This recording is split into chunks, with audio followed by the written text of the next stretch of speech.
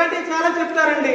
ఇలాగే చెప్తుంటారు, మాకు తెలీదా, మేము ఇది చేసాం అవి చేసాం, దాంట్లో అంత పోయింది, దీంట్లో ఎంత వచ్చింది. మార్కెట్లో ఇలాగే జరుగుతుంటుంది. వాళ్ళ పేర్లు చెప్పదలుచుకోలేదు. మీకు ఎక్స్పీరియన్స్ ఉండొచ్చు బహుశా, దాంతో మీరు కంపేర్ చేస్తారేమో బహుశా. దయచేసి కంపేర్ చేయకండి. కంపేర్ చేసినా సరే, ఏది ఏమైనా సరే, రేపొద్దున మీ లైఫ్లోకి ఈ యాక్టివిటీ వచ్చేస్తుందండి ఆటోమేటిక్. మీకు తెలియకుండానే వచ్చేస్తుంది. ఇప్పుడు కాదు, రేపొద్దునే మీరు దీంట్లోనే ఉండాలి. అలాంటి విషయం చెప్పడానికి వచ్చాను. ఓకేనా? ఎలాగా అది సాధ్యం అంటే ఒక 3 విషయాలు చెప్పి మనం స్టార్ట్ చేద్దాం. ఫస్ట్ విషయం, 30 సంవత్సరాల క్రితం ఎలక్ట్రానిక్ ఇండస్ట్రీ వచ్చిందండి. ఎలక్ట్రానిక్ ఇండస్ట్రీ అంటే ఏంటి? టీవీలు, ఫ్రిడ్జ్లు, వాషింగ్ మిషన్లు, ఏసీలు, ఇలాంటి వస్తువులన్నీ వచ్చాయి కదా. వచ్చినప్పుడు ఏమన్నారంటే, ఇండియాలో ఎస్పెషల్లీ ఇవి మనకు సంబంధించిన విషయాలు కాదు అని చెప్పారు. డబ్బులతో కూడుకున్న పనులు చెప్పారు. ఇక్కడ ఎడ్యుకేషన్ లేదు, పూర్ కంట్రీ, గ్రామాలు ఎక్కువ, వ్యవసాయం చేసుకునే ప్లేస్ ఇండియా. అప్పుడు ఇది ఇక్కడ సక్సెస్ కాదు, ఇది మనకు సంబంధం లేదని చెప్పారు. ఇదే చదువుకున్న వాళ్ళు కూడా చెప్పారు. కరెక్టా? నెగటివ్గా ఉండింది, ఎవరు పట్టించుకోలేదు. అదే 30 సంవత్సరాలు గడిచిందండి ఇప్పుడు కదా. ఎవరి ఇంట్లో టీవీ లేదు ఇప్పుడు, ఎవరి ఇంట్లో వాషింగ్ మిషన్ లేదు ఇప్పుడు, ఎవరి ఇంట్లో ఫ్రిడ్జ్ లేదు ఇప్పుడు, ఎవరి ఇంట్లో ఏసీ లేదు చెప్పండి. అవునా కదా? కాదు కూడదు అని చెప్తే ఈరోజు ఏమైంది? మన లైఫ్లోకి వచ్చేది. మీ ఇంట్లో టీవీ, ఫ్రిడ్జ్ లేదంటే మీరు మనుషులేనా? అసలు ఫ్యామిలీ అయినా? పక్కింట్లో ఏసీ ఉండి మీ ఇంట్లో ఏసీ లేకపోతే అలాంటి పరిస్థితి ఏంటమ్మా? అయిపోయిందా మా పని? అవునా కదా? అందుకే ఇంట్లో ఏసీలు కూడా ఉంటుంది. కరెక్టా? కాదు కూడదు, ఈరోజు అన్నీ వచ్చేస్తుంది. ఒక ఫ్యామిలీ స్టార్ట్ చేస్తే ఏమి ఇచ్చి పంపిస్తున్నాం? టీవీ, ఫ్రిడ్జ్, వాషింగ్ మిషన్లు ఇచ్చి అమ్మ ఫ్యామిలీ స్టార్ట్ చేయండి అని చెప్తుంది. అది కానీ లేకపోతే అసలు ఎలా ఉంటుంది సార్? మనకి మనుషుల్లాగే కాదు. నిజమే కాదా సార్? అప్పుడు ఏమన్నారు? ఇది మనకు సంబంధం లేదన్నారు. ఇప్పుడేమైంది? మనకు తెలియకుండానే అది మన లైఫ్లో పార్ట్ అయిపోయింది. కరెక్టా? ఒక విషయం. రెండవది, 25 సంవత్సరాల క్రితం సాఫ్ట్వేర్ ఇంట్రడ్యూస్ చేశారండి ఇండియాలో. అప్పుడు కూడా ఏం చెప్పారు? వద్దు వద్దు వద్దు వద్దు అని. ఎందుకు? ఒక డబ్బా 10 మంది చేసే పని చేస్తే మా ఉద్యోగాలు ఏమైపోతాయి? అవునా సార్? కుదరదు అని చెప్పారు. ఆర్గనైజేషన్లు అన్నీ గవర్నమెంట్, ప్రైవేట్, కంప్యూటరైజేషన్ వద్దు వద్దు వద్దు స్ట్రైకింగ్ చేశారు కదా. ఏమన్నారు? చదువులేని కంట్రీ అండి, గ్రామాలు ఎక్కువ, వ్యవసాయం ఎక్కువ, ఎలా అలవాటు చేసుకుంటారు, ఇది సంబంధమే లేదు అని చెప్పి నవ్వారు 25 సంవత్సరాల క్రితం. ఇప్పుడు ఏమైంది? సాఫ్ట్వేర్ అనేది ఒక పెద్ద ఇండస్ట్రీ అయిపోయి ఇండియాకి పెద్ద పేరు తీసుకొచ్చి పెట్టి కదండి. మనకి ఫారిన్ కంట్రీస్కి వెళ్ళి సంపాదించుకునే అవకాశం తీసుకొచ్చి పెట్టి, మన ఇంట్లో ఎవరైనా సాఫ్ట్వేర్ పిల్లలు ఉంటే మనకి గర్వం. అవునా కదా? ఇప్పుడు అందరూ మనం ఎక్కడున్నాం తెలుసా? అందరం ఎక్కడున్నాం? సాఫ్ట్వేర్లోనే ఉన్నాం, తెలుసో తెలియకుండా. సాఫ్ట్వేర్ లేదంటే మనం లేవు. క్లియర్ అండి? కరెక్టేనా? అప్పుడేమన్నారు? కాదు కూడదు, మనకు సంబంధం లేదని చెప్తే ఈరోజు ఏమైంది? అది మనకు తెలియకుండా మన లైఫ్లో పార్ట్గా మారిపోయింది. క్లియరా? ఇంకొక విషయం, 20 సంవత్సరాల క్రితం మొబైల్స్ ఇంట్రడ్యూస్ చేశారు. మొబైల్స్ అప్పుడేమన్నారు? ఈ నెంబర్లు కొట్టడం, ఈ ఫోన్ ఎక్కడ అవుతుందండి, ఇది చదువు లేదు, అగ్రికల్చర్ బేస్, గ్రామాలు ఎక్కువ, ల్యాండ్ లైన్ అలవాటు అవ్వలేదే. ఇంకా ఎస్టీడీ బూత్కు పోయి కాల్ చేస్తున్నాం, అవి కూడా చాలా ఊర్లో లేవు. అప్పుడు ఇది పనికి వస్తుందా మన ఇండియాలో? చదువుకున్న వాళ్ళు కూడా చెప్పారు, డబ్బులు ఉన్న వాళ్ళకేనండి ఇదంతా అన్నారు. కరెక్టా? మరి ఇప్పుడు ఏమైంది? 20 సంవత్సరాలు అయిపోయింది కదా. ఎవరి చేతిలో ఇప్పుడు ఆండ్రాయిడ్ మొబైల్ లేదు చెప్పండి చూద్దాం, చేయొద్దండి. నా దగ్గర ఫోన్ లేదు సార్. ఇంట్లో 5 ఉంటే 5 ఫోన్లు కావాలి. అవునా సార్? 5 ఫోన్లు కావాలి. ఒక టైంలో ల్యాండ్ లైన్ ఉందనుకోండి, రింగ్ రింగ్ ట్రింగ్ ట్రింగ్ అని ఒక రింగ్ వస్తే అందరూ అక్కడికి వచ్చేవాళ్ళంట. ఎవరు చేశారమ్మా నేను మాట్లాడతా నాకు ఇవ్వు అని ఒక ఫోన్ అందరు పీక్కునేవాళ్ళంట. అవునా కదా? ఇప్పుడు ఒక్క సెల్ మోగితే ఏమవుతుంది సార్? ఎవరి పాటికి వాళ్ళు వెళ్ళిపోవడమే, ఎవరికి తెలియకూడదు పక్కనోడు మాట్లాడేవాడు ఇంట్లో. అవునా కదా సార్? ఇది పరిస్థితి. పడుకునేటప్పుడు ఏముండాలి మన పక్కన? ఏముండాలి?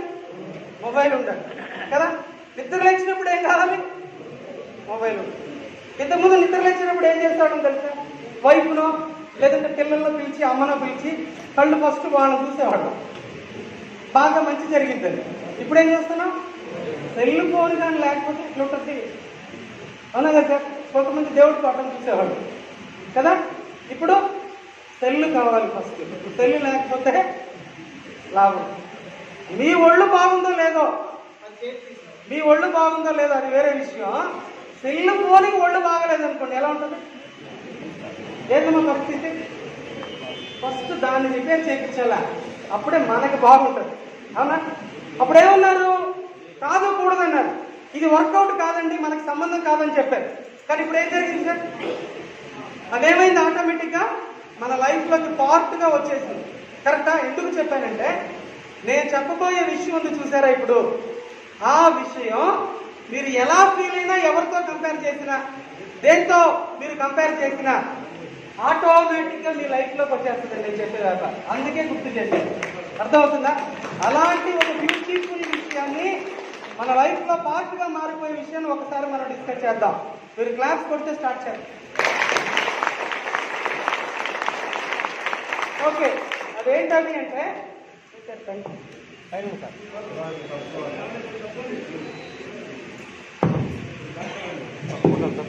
అదేంటంటే బ్యాంకింగ్ అండి.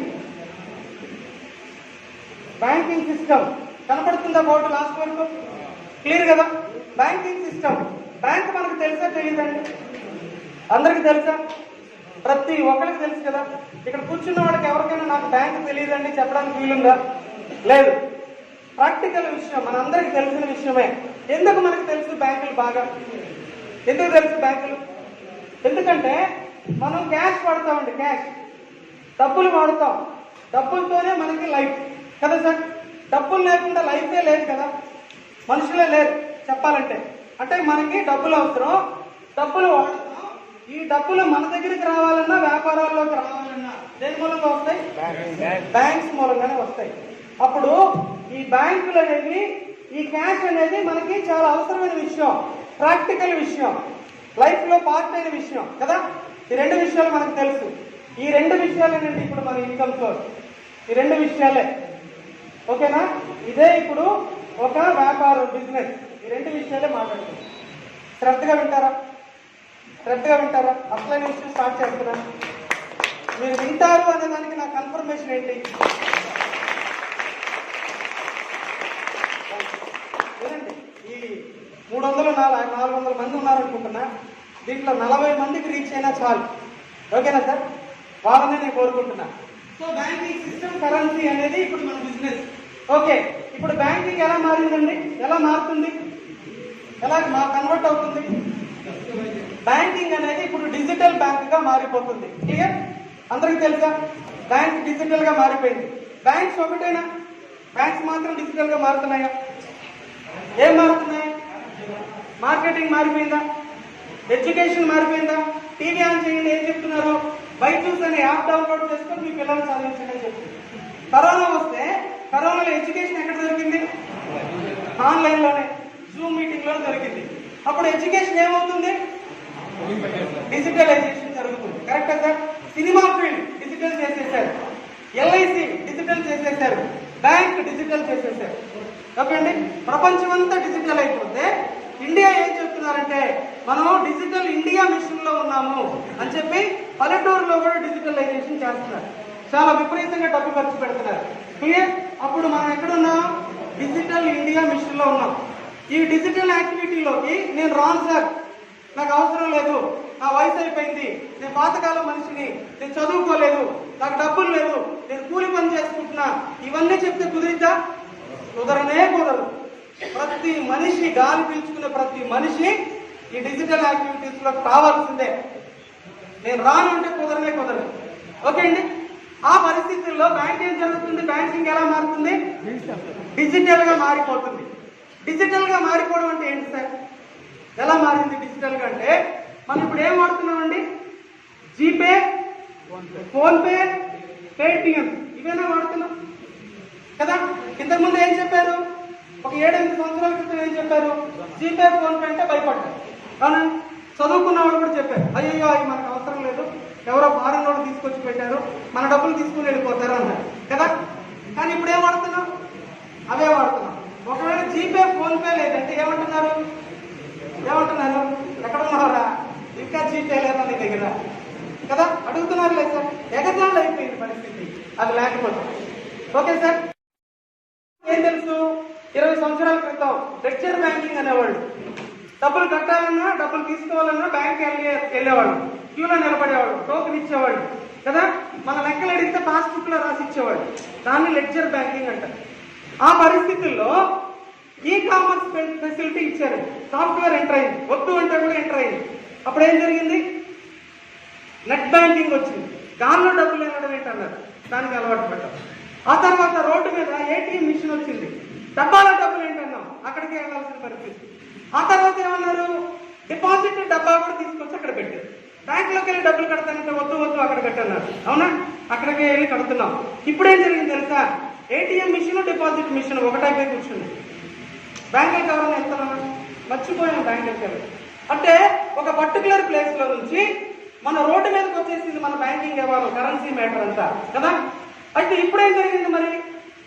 ఈ వ్యాలెట్ సిస్టమ్, ఈ కామర్స్ కి అడ్వాన్స్ టెక్నాలజీ, ఈ వ్యాలెట్ సిస్టమ్, అదే Google pay, phone pay, Paytm. Okay అండి, అవి వచ్చాక ఏం జరుగుతుంది చెప్పండి? బ్యాంకింగ్ వెళ్తున్నామా? ఏటీఎం మిషన్లకి ఏమైనా వెళ్తున్నాం అసలు? ఇప్పుడు చూడండి, ఏటీఎం మిషన్లు ఎవరైనా ఉన్నారేమో? ఎవరు పోవడం. ఎక్కడికి వచ్చేసినప్పుడు బ్యాంకింగ్, కరెన్సీ మ్యాటరు మనం ఎక్కడ ఉంటే అక్కడికి వచ్చేసి, రాత్రి పగలలేదు, హాల్ లేదు, కిచెన్ లేదు కదండి, బాత్రూమ్ లేదు, ఏమీ లేదు. ఎక్కడైనా సరే మనం మనీ ట్రాన్సాక్షన్స్ చేసేసుకోవచ్చు. ₹1 దగ్గర నుంచి ఎంత డబ్బులను ఇవ్వచ్చు, ఎంత డబ్బులను తెచ్చు. దాన్ని ఏంటంటే డిజిటల్ బ్యాంకింగ్ అంటారు. Okay, clear? అర్థమైందా? మనకు తెలిసిందే, నేను చెప్పేవన్నీ మనకు తెలిసిందేనండి. మనకు తెలిసిన దాంట్లో నుంచి డబ్బులు ఉంది, అది మీకు గుర్తు చేస్తానండి. ఓకేనా? సో బ్యాంకింగ్ డిజిటల్ అయిపోయింది, క్లియర్. అయితే మనం వాడుతున్న కరెన్సీ ఉంది చూసారా, డబ్బులు, నోట్లు, అదేమైంది మరి? అది ఎలా మారింది? అది కూడా డిజిటల్ గానే మారిపోయిందండి. అది కూడా డిజిటలే. ఎట్లా మారింది? ఇప్పుడు ఎగ్జాంపుల్ గా సార్ ఒక 5,000 అడిగాను అనుకోండి, నేను అడిగా 5,000. ఏమడుగుతారని నన్ను? నీ మొబైల్ నెంబర్ ఏ అంటారు. నా మొబైల్ నెంబర్ ఇస్తే ఆయన మొబైల్లో నా నెంబర్ వేసి డబ్బులు పంపిస్తారు. ఏం పంపిస్తారు? 5000 అనే ఒక నెంబర్ వేసి సెండ్ చేస్తే డబ్బులు నాకు వచ్చాయి కదా. ఆయన నాకు డబ్బులు ఇచ్చాడా కదా? ఇచ్చాడా? ఎక్కడ ఇచ్చాడు? డబ్బులు ఇచ్చాడంటే ఏమి ఇవ్వాలి? నోట్లు కదా ఇవ్వాలి. 2000, 500, ₹100, ₹50 నోట్లు ఇస్తే ఆయన నాకు డబ్బులు ఇచ్చినట్టు. కానీ ఏం జరిగింది ఇక్కడ? ఇచ్చాడు, అది నెంబర్లు ఇచ్చాడు. 5000 అనే నెంబర్లు ఇచ్చాడు. ఆ నెంబర్ నా మొబైల్లోకి వస్తే దాన్ని నేను ఇష్టానుసారంగా వాడుతాను. అప్పుడు నోట్లు అనే కరెన్సీ ఏమైంది? నెంబర్ కరెన్సీగా మారిపోయింది. దాన్ని డిజిటల్ కరెన్సీ అంటే. కరెక్టా? వాడుతున్నామా? దాంట్లోనే ఉన్నాం కదా. నోటు కరెన్సీని చూసే లాస్ట్ జనరేషన్, టచ్ చేసేది, టేస్ట్ చేసే లాస్ట్ జనరేషన్ ఎవరంటే మనం మాత్రమే. నెక్స్ట్ జనరేషన్ ఛాన్సే లేదు. ఓకే అండి, క్లియర్? దీన్ని డిజిటల్ కరెన్సీ ఎంట్రన్స్ అంటారు. కరెన్సీ ఏమైంది? డిజిటల్ గా మారిపోయింది. బ్యాంకులు డిజిటల్ అయిపోయినాయి, కరెన్సీ కూడా డిజిటల్ అయిపోయింది. ఈ బ్యాంకులు డిజిటల్ గా మారడం, ఈ కరెన్సీ డిజిటల్ గా మారడం అనేది ఇప్పుడు మన వ్యాపారం. ఓకే అండి, క్లియర్ అయిందా? ఏంటి అసలు మన వ్యాపారం అంటే? అది విషయం. ఓకే, ఎందుకు జరుగుతుందండి ఇదంతా? ఎందుకు జరుగుతుంది? ప్రతిదీ డిజిటల్. పల్లెటూరులు కూడా డిజిటల్. మన వాడే బ్యాంకులు, కరెన్సీ కూడా డిజిటల్ అయిపోయింది కదా. కారణం ఏంటి? ఎందుకు జరుగుతుంది? ప్రపంచంలోకి ఇంటర్నెట్ వచ్చిందండి. క్లియర్? ఇంటర్నెట్ ఎప్పుడైతే ఎంటర్ అయిందో అది అలాగ అల్లుకుంటూ ప్రపంచం అంతా ఇంటర్నెట్ ప్రపంచం అయిపోయింది. టెక్నాలజీ డెవలప్ అయిపోయింది. దానికి అనుగుణంగానే ఇప్పుడు అన్ని టెక్నాలజీ యాక్టివిటీస్, డిజిటల్ యాక్టివిటీస్ జరుగుతున్నాయి. క్లియరా? ప్రపంచం ఏమైంది ఇప్పుడు? ఇంటర్నెట్ ప్రపంచం అయిపోయింది. మనం ఎక్కడ ఉన్నాం తెలుసా? మనందరం ఎక్కడ ఉన్నాం తెలుసా? ఒక నెట్ లో ఉన్నాం, ఒక వలలో ఉన్నాం మనందరం. ప్రపంచం అంతా ఒక వల్లోకి వచ్చేస్తే ఈ వల్ల నేను ఉండను అంటే కుదరదు. ఆ వల్ల నుంచి తప్పించుకోవడానికి ఛాన్సే లేదు. ఎందుకంటే ప్రపంచం అంతా ఆ వల్లనే ఉంది. అదే ఇంటర్నెట్ లో ఉన్నాం మనం. ఇంటర్నెట్ ఎప్పుడైతే ప్రపంచంలోకి వచ్చిందో ప్రపంచం ఇంటర్నెట్ ప్రపంచం అయిపోతుందని విజనరీస్ తెలుసండి. ముందు విషయాలు గ్రహించే వాళ్ళకి తెలుసు. అప్పుడు వాళ్ళు ఏం ఆలోచన చేశారంటే ఇంటర్నెట్ మూలంగా ప్రపంచం అంతా మారిపోద్ది. ఓకే, అయితే మనుషులు వాడే డబ్బులు కూడా మారాల్సిందే, అప్పుడే సమానత వస్తుంది అని చెప్పి వాళ్ళు ఇంటర్నెట్ కరెన్సీ రెడీ చేయడం మొదలుపెట్టారు. క్లియర్? కొత్త కరెన్సీ రెడీ చేయడం మొదలుపెట్టారు మనకు అనుగుణంగా. దాన్ని ఏమంటారంటే ఇంటర్నెట్ కరెన్సీ, దాన్ని ఏమంటారంటే ఎలక్ట్రానిక్ కరెన్సీ, దాన్ని డిజిటల్ కరెన్సీ అంటారు. నోట్లో ఉండదు, ఓన్లీ నెంబర్లోనే. మనం వాడే కరెన్సీ ఏమైంది ఇప్పుడు? డిజిటల్ కరెన్సీ అయింది. కరెక్టా? జరుగుతున్న విషయాలేనా? అయితే ఇంకొక కొత్త విషయం అదేంటంటే మనం వాడే కరెన్సీ ఇక మీదట ఉండదు, కొత్త కరెన్సీలోకి మనం వెళ్ళిపోతాం. న్యూ కరెన్సీ ఎంట్రన్స్ జరుగుతుంది. కరెక్టా సార్? తెలుసా? కొత్త కరెన్సీ స్టార్ట్ అయింది. ఎప్పటి నుంచో వింటున్నాం, 15-20 సంవత్సరాలుగా క్రిప్టో కరెన్సీ, ఆ కరెన్సీ, బిట్ కాయిన్, అది ఇది చెప్తూ ఉంటాయి. ఇప్పుడు ఈ పేపర్లో అదే, టీవీల్లో అదే రకరకాలుగా మాట్లాడుతున్నారు. ఎన్నో కరెన్సీలు వచ్చేసి మనుషుల లైఫ్ లోకి ఎంటర్ అయిపోతా ఉంది. ఇక ముందు నుంచి మనం ఆ కరెన్సీలో వాడుకోవాలి. ఓకే అండి? అప్పుడు ఏం జరుగుతుందంటే న్యూ కరెన్సీ ఎంట్రన్స్ జరుగుతుంది, కరెన్సీ రెవల్యూషన్ జరుగుతుంది. మనందరం కొత్త కరెన్సీ వాడుకోబోతున్నాం, కొత్త కరెన్సీ. ఓకే, కొత్తగా డబ్బులు వాడబోతున్నాం. ఎలా సార్ సాధ్యం ఇది? కొత్త కరెన్సీ ఏంటి సార్? కొత్తగా మాట్లాడుతున్నారు. ఏమైనా పిచ్చోళ్ళవా, ఏమైనా పెట్టుకున్నామా కదా? ఒక విషయం చెప్పి క్లియర్ చేయాలి. ఇప్పుడు మనకి నోటు కరెన్సీ తెలుసు, అందరికీ తెలుసు, నోట్లు వాడుతున్నాం. కానీ మన పాత తరాల వాళ్ళకి నోట్లు తెలుసా వాళ్ళకి? ఎక్కడ ఉన్నారు? ఏ కరెన్సీలో ఉన్నారు వాళ్ళు? నాణ్యాల్లో ఉన్నారు, కాయిన్స్ లో ఉన్నారు కదా? కాయిన్స్ లో నుంచి నోట్లోకి మారడం డెవలప్మెంటే కాదా? అప్పుడేమన్నారు? ఇది కుదరదు, మాకు సంబంధం లేదు, మేము రామన్నారు. ఇప్పుడు ఎక్కడ ఉన్నాం మనం? దాంట్లోకి వచ్చాం. అప్పుడు నాణ్యాల్లో నుంచి నోట్లోకి మారమా లేదా? మరి నాణ్యాలు యూజ్ చేస్తున్న వాళ్ళకన్నా ముందు జనరేషన్ ఉన్నారే పాత వాళ్ళు ఏం వాడారు? రంగురాళ్ళు వాడారంట. రంగురాళ్ళు, ముత్యాలు, మాణిక్యాలు, ఓకేనా?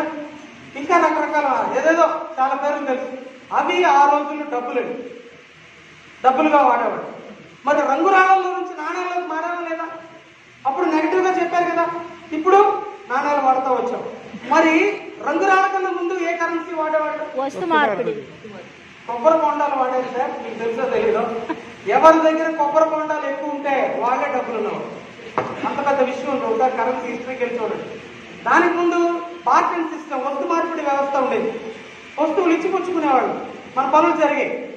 వస్తువులు ఇచ్చిపుచ్చుకునే చోట నుంచి రంగురాళ్ళ నుంచి నాణ్యాల నుంచి నోట్లకు మారాలా లేదా? మారేనా? పాత విషయమేనా? ఒకసారి స్టడీ చేస్తే తెలిసింది కదా. అయితే ఇప్పుడు ఈ నోట్లు ఏమవుతున్నాయి? Digital currency. పాత విషయమే కదా, పాత విషయమే, కొత్తగా మాట్లాడుకుంటున్నాం అంతే. ఇంకేమి మీరు అర్థం చేసుకోవడం కోసం గుర్తు చేశారు. ఈ బిజినెస్ అంటే ఏంటో, ఎలా ఉండబోతుందో, అసలు ఈ బిజినెస్ హిస్టరీ ఏంటో మీకు చెప్పారు. Clear sir? కొత్త విషయమే, పాత విషయమే కొత్తగా మాట్లాడుకుంటున్నాం. క్లియర్? అయితే ఏం కరెన్సీ సార్ ఇది? ఎవరు తీసుకొచ్చారు ఈ కరెన్సీ? కోడ్ కనిపిస్తుందండి? కోడ్ కనిపిస్తుందా వెనకాల? ఓకే, ఒక కొత్త కరెన్సీ వచ్చింది. ఆ కరెన్సీ పేరు టీపీ అండి. TP, digital points. ఇక అసలు విషయానికి వస్తున్నాను. ఓకేనా? ఒక్కసారి క్లాప్స్ కొట్టండి గట్టిగా అందరూ.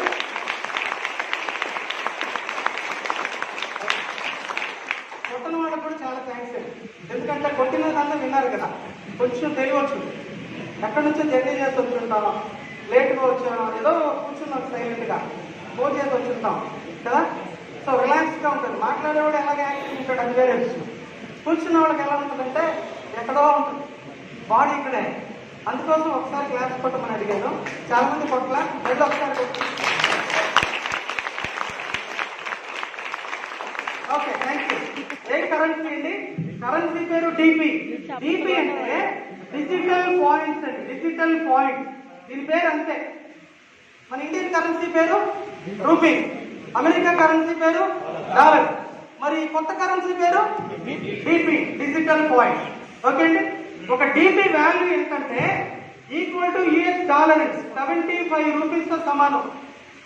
ఒక డిపి ఈక్వల్ టు డాలర్స్ తో సమానం, 75 రూపీస్. ఈ పాయింట్స్ వినాలా?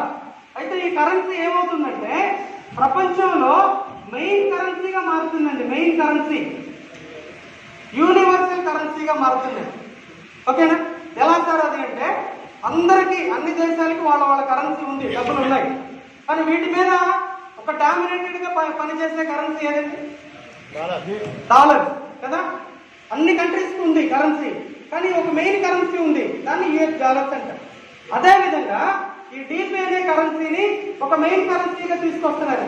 దీన్ని యూనివర్సల్ కరెన్సీ అని పిలుస్తారు. దీన్ని వర్చువల్ కరెన్సీ అని పిలుస్తారు, ట్రాన్స్పరెంట్ కరెన్సీ అని పిలుస్తారు, జనరల్ కరెన్సీ అని పిలుస్తారు. అంటే మన దగ్గర డిపి ఉంటే సర్వసాధారణంగా మనం డబ్బుల్లాగా వాడుకోవచ్చు. ఓకే అండి, అర్థమైందా? డిపి అనే ఒక కొత్త కరెన్సీ వచ్చింది. ఆ కరెన్సీ ఈక్వల్ టు డాలర్. ప్రపంచ దేశాల్లోకి వెళ్ళిపోతుంది, మనందరి దగ్గరికి వస్తుంది. So transparent currency. ఇండియాలో రిజర్వ్ బ్యాంక్ ఆఫ్ ఇండియా నోట్లు ప్రింట్ చేస్తే ఎలా ఒక క్రమం ఉంటుందో, ఎలా ఒక నెంబర్ ఉంటుందో అవన్నీ దీనికి ఉంటాయి. ట్రాన్స్పరెంట్ గా ఉంటుంది. ఓకేనా? అందరూ సర్వసాధారణంగా వాడుకోవచ్చు. Main currency conversion. సరే, అందరిలోకి డబ్బులు తీసుకురావాలంటే, మనుషుల్లోకి తీసుకురావాలి, దేశాల్లోకి తీసుకెళ్ళాలి, మెయిన్ కరెన్సీ చేయాలంటే ఏం కావాలి? వీళ్ళకి ఒక బ్యాంక్ కావాలి. ఒక బ్యాంకింగ్ విధానంలోనే దీన్ని అందరిలోకి తీసుకెళ్ళాలి కదా. అంటే ఇప్పుడు ఏం జరుగుతుందంటే, ఒక బ్యాంక్ స్టార్ట్ అయిందండి, ఒక బ్యాంకింగ్ సిస్టమ్ స్టార్ట్ అయింది. యూనివర్సల్ కరెన్సీని అందరి దగ్గరికి తీసుకెళ్లాలంటే ఏ బ్యాంక్ కావాలండి? ఏ బ్యాంకింగ్ కావాలి? గ్లోబల్ లెవెల్లో ఒక బ్యాంకింగ్ సిస్టమ్ కావాలి. తీరా గ్లోబల్ లెవెల్లో ఒక బ్యాంకింగ్ సిస్టమ్. అప్పుడు ఏం జరుగుతుందంటే, గ్లోబల్ బ్యాంకింగ్ సిస్టమ్ దాని మూలంగా డిపి అనే కరెన్సీ జనాల్లోకి వస్తుంది. ఈ రెండు విషయాలు ఉన్నాయి చూసారా. కొత్తగా ఒక బ్యాంక్ స్టార్ట్ అయ్యి డెవలప్ అవడం, కొత్త కరెన్సీ క్రియేట్ అయ్యి జనాల్లోకి రావడం, ఈ రెండు విషయాలేనండి మనందరికి ఇప్పుడు ఒక వ్యాపారం. ఏంటి సార్ ఈ వ్యాపారం ఏంటి అంటే, అది అర్థం అవడం కోసం నేను ఇంతసేపు మాట్లాడాను. క్లియరా? ప్రాక్టికల్ గా జరుగుతున్న విషయం. ఈ కరెన్సీని ఎవడు ఆపలేడు, మనందరి దగ్గరికి వచ్చేస్తుంది ఆటోమేటిక్. అలాంటి ఒక వ్యవహారం. అయితే ఎవరు తీసుకొచ్చారండి దీన్ని? ఎవరు తీసుకొచ్చారు? ఎలా దీన్ని డెవలప్ చేస్తున్నారు? ఇది మనకు అసలు ఎలా వ్యాపారం అయింది? దీని మూలంగా మనకి ఎలా డబ్బులు వస్తాయి అనేది ఒక ముఖ్యమైన విషయం. ఓకే అండి, ఇది ముఖ్యమైన విషయం. డిపి అంటే ఏంటండి? డిపి అంటే ఎంత వాల్యూ చెప్పాను? Equal to dollar. కాబట్టి ఇండియాలో యావరేజ్ గా 75 రూపీస్ కదా. అప్పుడు మీకు ఒక డిపి వచ్చిందంటే ఎంత సంపాదించినట్టు మీరు? 75 రూపీస్. అదే ఒక 10 డిపిలు సంపాదిస్తే మీరు 750. ఒక 1000 డిపిలు సంపాదిస్తే 75,000. 1,00,000 డిపిలు సంపాదిస్తే 75 లక్షలు. క్లియరా? అప్పుడు మనం సంపాదించే డిపిలు తక్కువే, కానీ దాని వాల్యూ చాలా ఎక్కువ ఇండియాలో. అంటే డాలర్స్ సంపాదిస్తే మన దగ్గర ఎలా డబ్బులు ఉంటాయో అలాంటి విషయం. అప్పుడు ఈ వ్యాపారంలోకి మనం వస్తే ఖచ్చితంగా సక్సెస్ అవుతాం. సక్సెస్ అయితే ఎంత డబ్బులు వస్తుంది మనకి? కొంచెం వస్తుందా, ఎక్కువ వస్తుందా? చాలా ఎక్కువ డబ్బులు వస్తాయి. ఓకే అండి, అంటే మన ఎర్నింగ్ ఇండియాలో చాలా హెవీగా ఉంటుంది. అర్థమవుతుందా? సో ఇది కూడా ప్రాక్టికల్ గా కాదా? కొత్త వ్యవహారంలో ఉంది ఏంటి సార్? ప్రాక్టికల్ గా ఉండాలి కదా. నేను అదే చెప్పాను. మనకు తెలిసిన వాళ్ళు, మన బంధువులు, మన ఫ్రెండ్స్ అందరూ చాలా మంది చదువుకొని ఫారిన్ కంట్రీస్కి వెళ్తారు. వెళ్ళి అక్కడ వాళ్ళు పనులు చేస్తారు. వాళ్ళు సంపాదించే డబ్బులు ఇండియాలో ఇస్తారు వాళ్ళ ఫ్యామిలీ. వాళ్ళ ఫ్యామిలీ ఏమవుతున్నారు? డెవలప్ అవుతున్నారు ఫాస్ట్ గా. కారణం ఏంటి? వాళ్ళు డాలర్లో సంపాదిస్తున్నారు, ఇక్కడ ఇండియాలో ఇస్తున్నారు. వీళ్ళు ఇల్లు కడుతున్నారు, అప్పులు తీరుస్తున్నారు, వ్యాపారాలు పెట్టుకుంటారు, మాట్లాడితే కారులో తిరుగుతున్నారు. ఏమైంది సార్? 3 సంవత్సరాలు 4 సంవత్సరాల డెవలప్మెంట్ అంటే మా పిల్లలు ఫారెన్ లో ఉన్నారండి, అందుకే మేము డెవలప్. తెలిసిన విషయమేనా? కొత్త విషయం ఏదేమన్నా? మన చుట్టూ జరుగుతున్న విషయమే కదా. ఇప్పుడు ఎవరో ఎక్కడికో వెళ్ళి సంపాదిస్తుంటే డెవలప్ అవుతున్నారు, కానీ ఇప్పుడు అది మనమే చేయబోతున్నాం, అందుకని మనం డెవలప్ అవుతాం. ఓకే, అన్ని క్లియర్ గా చెప్తున్నా. మరి అర్థం అవుతుందో లేదో నాకు తెలియదు. ఓకే సార్, క్లియరా? ఓకే, అయితే ఎవరు తీసుకొచ్చారు సార్ ఈ డిపిని? ఎవరు ఈ డిపిని తీసుకొచ్చారు? ఎవరు ఈ బ్యాంకింగ్ సిస్టమ్ తీసుకొచ్చారు? దీని వెనకాల ఎవరున్నారు? వాళ్ళు ఏం చేయబోతున్నారు? అది మనకి ఎలా వ్యాపారం? ఆ వ్యాపారంలో మనకి డబ్బులు ఎలాగ వస్తాయి? ఓకేనా? ఇది ముఖ్యమైన విషయం. బాగా వినండి. Third way international, TEARL, VINE, world wide international. Seniors class కొడతారనుకున్నాను నేను. World wide international. World wide అంటే ముత్యాల తీగ. ఓకే అండి, తీగలాగా పెరుగుకుంటే వెళ్తుంది, ముత్యాల తీగ అని అర్థం. ఇంటర్నేషనల్ అంటే అర్థం ఏంటి? లోకల, వరల్డ్ వైడ్, గ్లోబల్ గా జరిగే పెద్ద వ్యవహారం. క్లియర్? ఏం చేస్తున్నారు వీళ్ళు? DP అనే ఒక కరెన్సీని డిజిటల్ బ్యాంకింగ్ సిస్టమ్ లో డెవలప్ చేస్తున్నారు. ప్రస్తుతానికి ఒక సిస్టమ్, ఓకేనా? ఇంకా బ్యాంక్ అవ్వాల, ఫ్యూచర్ లో ఒక పెద్ద బ్యాంక్ గా రాబోతుంది, అనేక ఫెసిలిటీస్ మనకి ఇవ్వబోతున్నారు, అది మనం చూస్తాం. ఓకే అండి, ఈ ప్రాసెస్ లో ఈ రెండు యాక్టివిటీస్ వీళ్ళు చేస్తున్నారు. ఎక్కడ స్టార్ట్ అయింది అంటే US లో స్టార్ట్ అయింది. US లో అన్ని అక్కడే స్టార్ట్ అవుతుంటాయి. మనం ముందు వాటిని ఏదో అంటాం, వాళ్ళు అమెరికా వాళ్ళు అట్లా ఇట్లా అంటాం, తర్వాత దాన్నే ఫాలో అవుతా ఉంటాం కదా, అక్కడే జరుగుతూ ఉంటాం. అయితే ఇది సర్వర్ ఓరియంటేషన్ అంటారండి. సర్వర్ ఓరియంటేషన్ గా జరుగుతుంది సాఫ్ట్వేర్ లోనే. అంటే ఆఫీస్ ఓరియంటేషన్ కాదు అని అర్థం. అంటే ఆఫీస్లు ఎక్కడ ఉన్నాయి సార్, ఓనర్ ఎక్కడ ఉన్నాడు, మేము అది చూడాలా, ఆయన చూసి మాట్లాడాలా, అప్పుడు వస్తాం సార్ దీంట్లో కంటే కుదరదు. అర్థమైందా సార్? లేదు సార్ నేను అదే చేయాలా, వాళ్ళు ఉంటేనే నేను నమ్ముతానంటే మీరు రావద్దు, మిమ్మల్ని ఎవరు రమ్మని బలవంతం చేయదు. అర్థమవుతుందా? అంటే మారుతున్న కాలానికి అనుగుణంగా మనం మారితే డెవలప్ అవుతాం. లేదంటే పాత పద్ధతిలోనే ఉంటానంటే సార్ నేను ఆ బిజినెస్ చేశాను సార్, ఎప్పుడు ఓనర్తో కలిసి మాట్లాడేవాడిని సార్, ఇక్కడ కుదరదు. ఎందుకు తెలుసా? సమాన అవకాశం, ప్రపంచవ్యాప్తంగా జరుగుతున్న అవకాశం. అట్లాంటి పెద్ద అవకాశాలు జరగాలంటే సాఫ్ట్వేర్ లోనే జరుగుతాయి తప్పితే మనుషులు ఉండి రన్ చేయడం కుదరదు. ఓకే అండి, ఎగ్జాంపుల్ గా వాట్సాప్ వాడుతున్నామా మనందరం? వాట్సాప్, ఫేస్బుక్ వాడుతున్నామా, ట్విట్టర్ వాడుతున్నావా, జీపే వాడుతున్నావా, ఫోన్ పే వాడుతున్నావా, జీమెయిల్ వాడుతున్నావా, యాహూ మెయిల్ వాడుతున్నావా? ఇవన్నీ వాడుతున్నామా, యూజ్ చేస్తున్నావా? మరి ఏ ఓనర్ని చూసి వాడుతున్నావు, ఏ ఆఫీస్ని చూసి వాడుతున్నావు? వాళ్ళ దగ్గరికి వెళ్ళి కలిసి వచ్చారా? ఏదైనా లెటర్ ఇచ్చారా మీకు? అయ్యా నేను జీపే ఆథరైజ్డ్, నేను నువ్వు వాడుకో, నీకేమన్నా అయితే నేను సెక్యూరిటీ ఇచ్చాడా? ఆ రోజులు పోయినాయి. ఈ రోజులు ఏ రోజులు? డిజిటల్ యుగం. దీంట్లో మారారా? ఓకే, మారకపోతే మారే వాళ్ళు ఉన్నారు, దాన్ని ముందుకు తీసుకుని వెళ్ళేవాళ్ళు ఉన్నారు, వాళ్ళు ముందుకెళ్తారు, మనం వాళ్ళు వెనకాల వెళ్ళాల్సిందే, మార్గం లేదు. అర్థమవుతుందా? అలాంటి యాక్టివిటీ అర్థం చేసుకోండి. ఎప్పుడు స్టార్ట్ అయిందంటే ఇది 2015, 6 సంవత్సరాలు అయిపోయిందండి, 6 years అయిపోయింది. ప్రపంచవ్యాప్తంగా జరుగుతుంది కదా. ప్రస్తుతానికి 150 దేశాల్లో రన్ అవుతుంది. 150 దేశాలు, ఇంకా ఎన్నో దేశాలకు తీసుకెళ్తున్నారు. ఒక 8 దేశాలు తప్పితే అన్ని దేశాల్లోకి వెళ్ళిపోతుంది. ఎందుకు 8 దేశాల్లోకి వెళ్ళదు అంటే వాళ్ళు టెర్రరిస్ట్ యాక్టివిటీస్ చేస్తున్న కంట్రీస్, వాళ్ళు పెరగకూడదు, వాళ్ళ వల్ల ప్రపంచానికి మేలు జరగడం లేదు, కీడు జరుగుతుంది.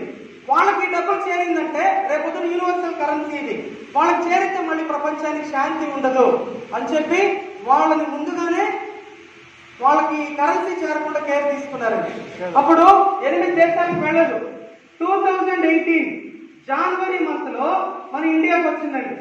3 సంవత్సరాలు అయిపోయింది, ఇది 4వ సంవత్సరం. నార్త్ లో స్టార్ట్ అయింది, ఇప్పుడు సౌత్ లో కూడా డెవలప్ అవుతా ఉంది. స్టార్ట్ అయినప్పుడు అందరూ కన్ఫ్యూజన్, ఇది మనకు సంబంధించింది కాదు, ఫారెన్ వాళ్ళు వచ్చి మన డబ్బులు తీసుకెళ్ళిపోవడం ఇది చెప్తున్నారు, కొత్తగా ఉంది, ఓవర్గా అనుకున్నారు. తెలిసిన వాళ్ళు, అర్థం చేసుకున్న వాళ్ళు చెప్పడం మొదలు పెట్టాక ఇప్పుడు పాజిటివ్ గా జరుగుతుంది, చాలా ఫాస్ట్ గా జరుగుతుంది. కరోనాలో కూడా అన్ని వ్యాపారాలు కుదేలైపోతే ధరల విన్నే బాగా జరిగింది, ధరల విన్నే కాబట్టి.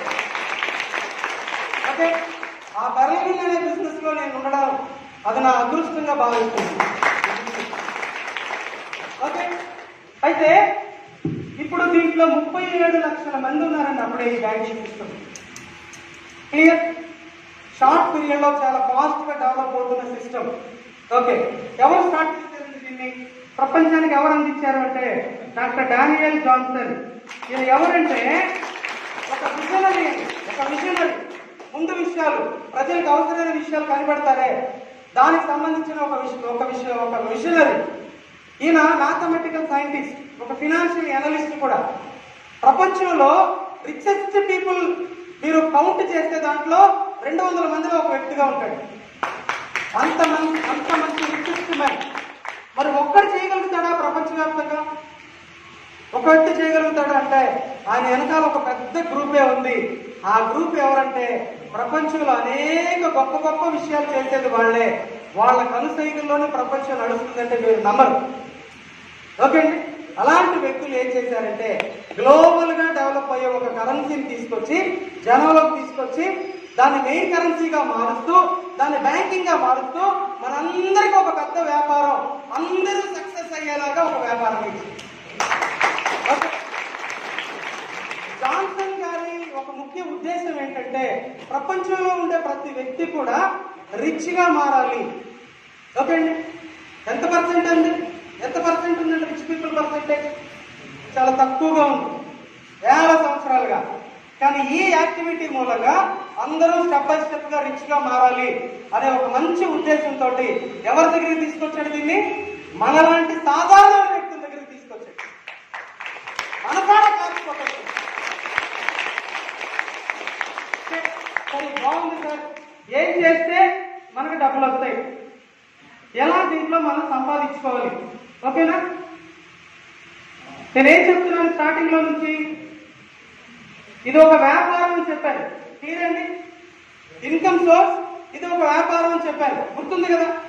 వ్యాపారంలో డబ్బులు ఉందని చెప్పాను, అంతే కదా? దానికి అది కాకుండా మీరు డబ్బులు పెడితే మీకు కుప్పం తక్కువకి డబ్బులు వస్తాయని చెప్పాను. ఇంతవరకు చెప్పాను. అలా చెప్పేవాళ్ళు చాలా మంది ఉన్నారు.